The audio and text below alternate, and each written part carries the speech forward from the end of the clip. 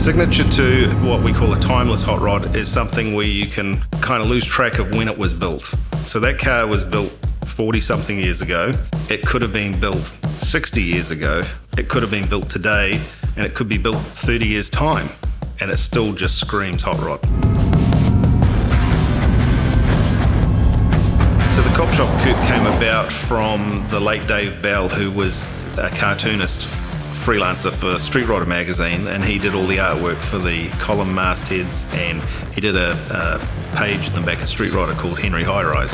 A really cool cartoon artwork, very collectible by a lot of people. When he did these column mastheads, he did one for the Cop Shop column, which was written by Tony Kelly. He wrote about police things and, rodders in the law and things like that.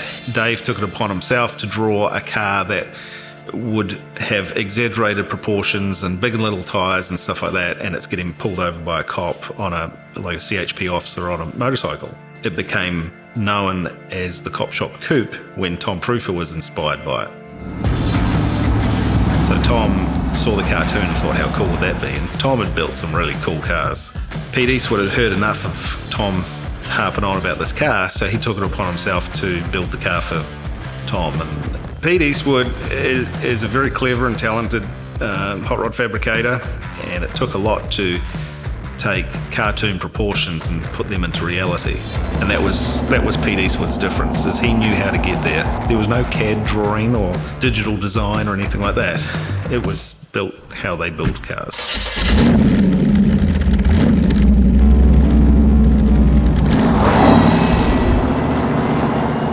Mid-40s now, but I grew up around my dad and his buddies, and I read Dad's magazines, and the Cop Shop Coupe was a car I learnt about reading the American magazines when I was like 8 years old. Never thought I'd go to America, never thought I'd meet the people, never think I'd see the car, and to fast forward just a little bit, never think you'd own the car. We were travelling up to the Deuce Days in 2016.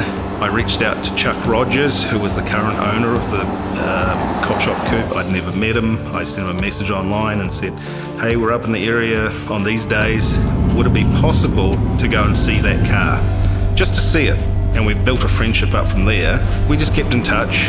And then one day, a few years later, I reached out to him and I said, look, a bit random, bit of a long shot, but could you consider me first in line if you wanted to sell the Cop Shop Coupe? Thinking he would have 1,000 people ahead of me.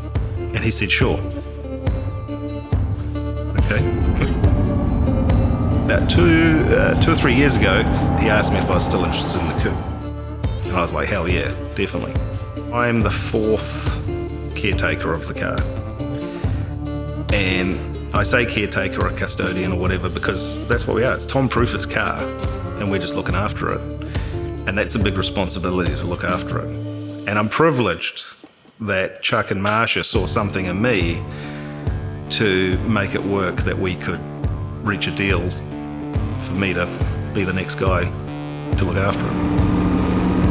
It wasn't until we were actually in Chuck and Marsha's garage and it was sitting there in front of me, paid for, and we were loading it up, that it hit home. Squeak turned to me and he says, you don't know whether to laugh, smile or cry or whatever, do you? And I said, I don't.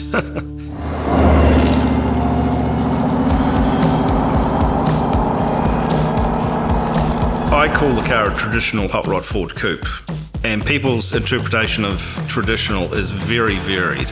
The traditional aspects of that car is the chopped and channeled part, the louvers, the Nerf bars, the flames, the pinstriping, that kind of thing. While it was built in the early 80s, I position it as a 60s, 70s style car, And again, so timeless, it's hard to pigeonhole it because it looked cool then, it looked cool now, it looked cool later, It was a 1934 Ford Coupe, Henry Ford body, the chassis 2/3 34 Ford, and then from about the A-pillar Ford, it's 32 style. The car's been wedge channeled, basically channeled 1 inch at the cowl, nothing at the back. Then the whole front's been tapered down to suit.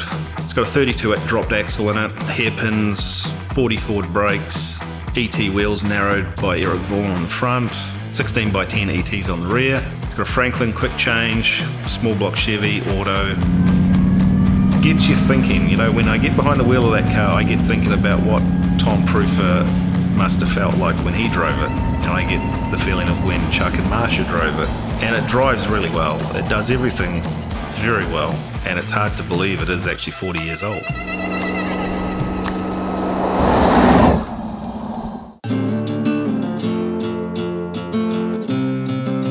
To me, a hot rod's always got to grab you. It's got to grab you, and it doesn't have to grab you like that car does, but it's got to grab you and say, this is what I'm all about. And I think if you've got a good backstory to a car, then the car's got some meaning, it's got some purpose, it's got some soul. It is great to be able to put my spin on the car's next chapter, and although it is down here in New Zealand, we've done the Grand National Roads to Show thing, and it's been in a couple of magazines and things. There's no time like the present to celebrate the history of these cars and the people. It's not my car. It's not my car at all. I'm just the guy that is the caretaker of it, really. Sure, I paid for it, but I can't claim anything on it, and I don't want to. I just want to look after it.